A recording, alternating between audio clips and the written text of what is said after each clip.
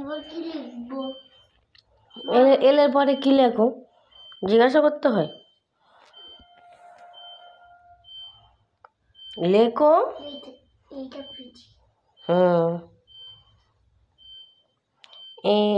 M for monkey, monkey মানে বানর।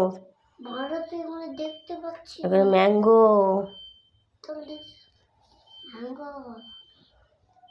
এটা টুপি। লেখো লেখো, তুমি লেখো, শোনো লেখো। আমার বাবা, শোনো বাবা, লেখো। লেখাপড়া করে যে বড় হয়ে ডাক্তার হবে সে। কি করে এটা